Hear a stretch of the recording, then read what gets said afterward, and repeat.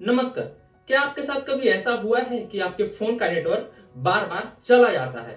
अगर हाँ, तो यह कोई घबराने की बात नहीं है। यह आपके सिम प्रोवाइडर या नेटवर्क और कभी कभी फोन की भी प्रॉब्लम हो सकती है। पर अगर आपके सिम में नेटवर्क 2 घंटे से ज्यादा समय तक गायब रहे तो आप सतर्क हो जाइए। हो सकता है आपका सिम स्वैप हो चुका है। और अगर आपके सिम में नेटवर्क लंबे समय तक नहीं आता है, आपके आसपास के लोगों के सिम में नेटवर्क है, तो हो सके तो आप सिम स्वैप फ्रॉड करने वालों की पहुंच में आ चुके हैं। और ऐसी स्थिति में आपके बैंक अकाउंट से सारे पैसे गायब हो सकते हैं। आपकी जरा सी लापरवाही आपके पूरे अकाउंट को खाली कर सकती है। आजकल एक फ्रॉड बहुत तेजी से फैल रहा है, वह है सिम स्वैप फ्रॉड। आज हम इसके बारे में आपको बताएंगे।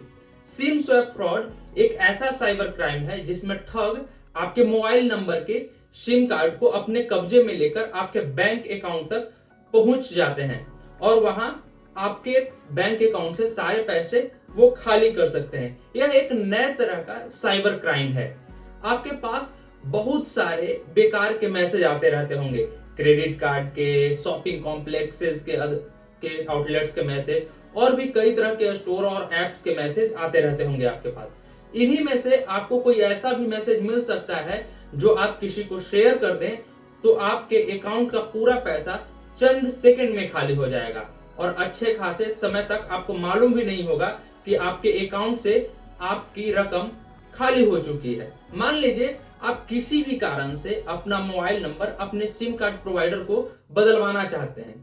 इस प्रक्रिया में आपकी कुछ निजी जानकारी जैसे कि नाम, पता, जन्म तिथि और भी कई चीजें सिम कार्ड जो आपको देता है उसके पास उपलब्ध हो जाता है। ठग इस जानकारी को आसानी से हासिल कर लेते हैं उनसे और सिम कार्ड प्रोवाइडर से संपर्क करके खुद को उस नंबर का असली धारक होने का दावा कर देते हैं। जब उनके पास वो डाटा होता है तो वो दुकानदार के पास जाते हैं जो सिम कार्ड प्रोवाइडर होते हैं और उनसे कहते हैं कि जिस व्यक्ति के नाम पर ये सिम है वो व्यक्ति मैं ही हूं, क्योंकि मेरे पास उनके सारे निजी जो डेटा है वो दिखा देते हैं कि देखिए मैं ही ये हूं। और उसके बाद क्या होता है कि उनको ये विश्वास दिला देते हैं वही असली धारक हैं और प्रोवाइडर जो होते हैं वो ठगों को नया सिम कार्ड जारी कर देता है। इस तरह से उन ठगों के पास आपका जो सिम कार्ड होता है वो चला जाता है। तो सिम कार्ड एक्टिवेट होने में थोड़ा समय लगता है। तो हो सके तो जिस टाइम आपका सिम कार्ड उन ठगों के पास गया उस टाइम पे आपको इसकी भनक तक नहीं लगी होगी।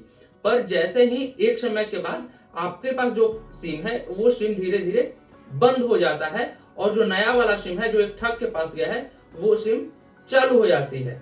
आजकल ऑनलाइन शॉपिंग और ट्रांजैक्शन जो है वो बहुत आम हो गए हैं। ऐसे में कई बार लोगों को कस्टमर केयर या सपोर्ट के नाम पर कॉल आते हैं।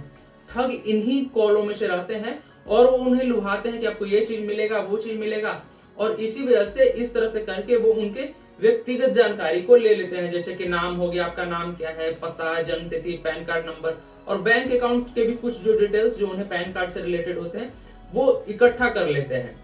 ठग इस जानकारी का इस्तेमाल करके आपके सिम कार्ड को अपने नाम पर वो ट्रांसफर कर लेते हैं और जब सिम कार्ड उनके नाम पर ट्रांसफर हो जाता है तो ये फ्रॉड कैसे करते हैं, उनका तरीका क्या है फ्रॉड करने का, सिम स्वैप जो फ्रॉड होता है वो कैसे होता है, हम उस पर अब बात करते हैं। सबसे पहले ठग आपके बारे में जितनी जानकारी हो सके वो जानकारी एकत्रित करने का काम करते हैं। यानी आपका नाम, आपका पता, जन्म तिथि, pan card, bank account details और आपका मोबाइल नंबर भी वो कोशिश करते हैं कि उनसे जानकारी मिल जाए।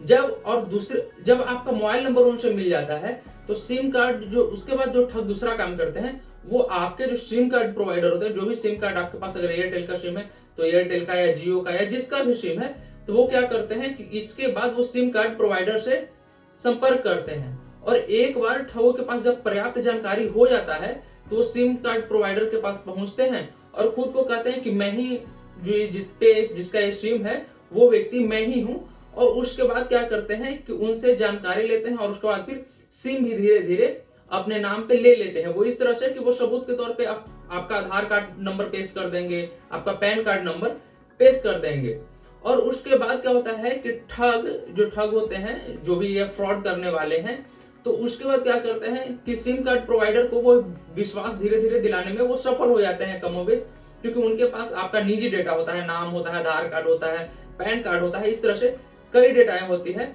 तो प्रोवाइडर जो होता है, सिम कार्ड प्रोवाइडर भी वो भी जान जाता है कि हाँ ये उसी व्यक्ति का सिम है। हो सकता है उसका पुराना सिम किसी कारणवश खो गया हो, तो वो नए सिम के लिए आता है और इसी समय वो नया सिम सेम नंबर से वो किसी को जारी कर देता है।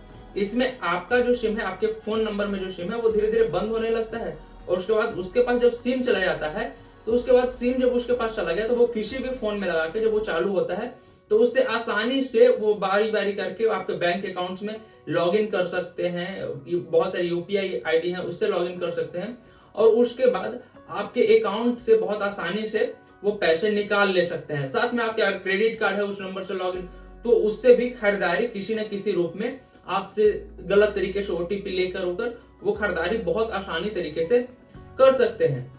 ये उनका पूरा प्रोसेस होता है। इसके बाद जैसे ही किसी और के पास आपका सिम जाता है और आपका नया सिम, तो उसका नया सिम जो होगा वो चालू हो जाएगा और आपके पुराने सिम में नेटवर्क खत्म हो जाएगा, जिसके बाद वो ठग है या वो आदमी जिसके पास आपका सिम है, वो आसानी से आपके बैंक खाते से आपके पैसे को तुरंत चंपत कर सकता है और आपको तुरंत तो खबर होगी नहीं, क्योंकि उस समय आपका सिम जो रहेगा वो बंद रहेगा, जिसमें नेटवर्क नहीं होगा, और जो नए वाले सिम होगा उसमें नेटवर्क होगा। लेकिन जब तक आप इस प्रॉब्लम का सॉल्यूशन ढूंढेंगे, तब तक आपको जानकारी होगी भी नहीं कि आपके पैसे खत्म हो चुके हैं, क्योंकि आपके पास ना कोई मैसेज आएगा ना कुछ भी।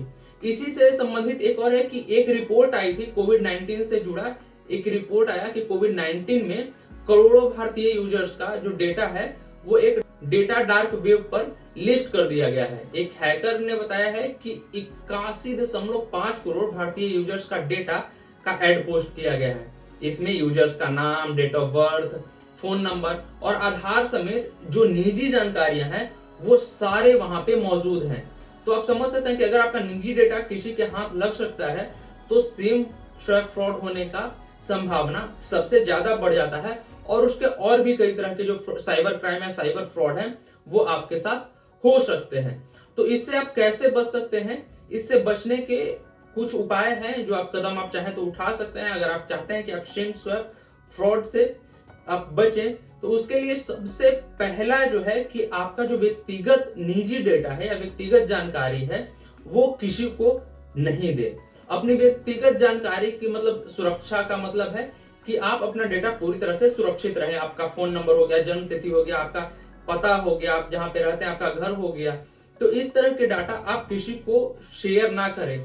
खास करके सोशल मीडिया पर भी, सोशल मीडिया के अकाउंट पे कई लोग अपना सारा डेटा लिख देते हैं कि डेट ऑफ बर्थ ये है, ये चीज ये है वहां पे, तो वहां से भी आप कोशिश करें कि सोशल मीडिया से भी आप डेटा, इन सारे डेटा को साझा ना करें।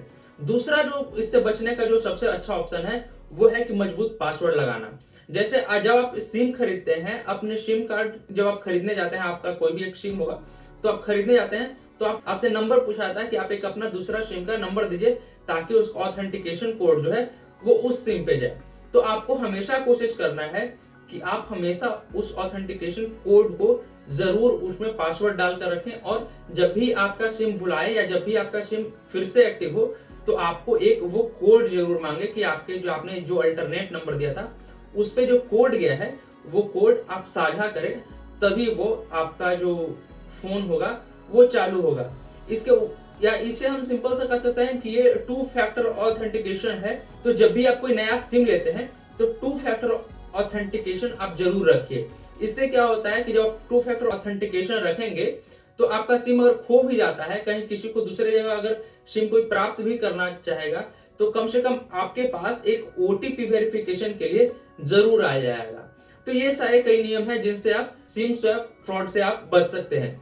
आजकल के दिनों में ये सिम स्वैप फ्रॉड काफी तेजी से बढ़ चुका है। जो फ्रॉडर्स हैं या जो फ्रॉड करने वाले जो ठग हैं, वो नए नए तरीके खोज रहे हैं ताकि आपके अकाउंट से पैसे चंपत हो जाए। सोशल मीडिया का जब दौर बढ़ा है, आपके पास इंटरनेट की सुलभता बढ़ी है, यूपीआई आया है, तो कहीं ना कहीं आपके काम जो आसान हुए हैं, तो काम आसान होने के साथ साथ कुछ खतरे भी आते हैं। तो उनमें से साइबर क्राइम एक बड़ा खतरा है, जिससे अगर आप सुरक्षित नहीं रखेंगे, आप अपने आप को सुरक्षित नहीं रख पाएंगे, तो आपका पैसा पूरी तरह से गायब हो सकता है और वो किसी और के पास जा सकता है और इसकी आपको भनक तक नहीं लगेगी।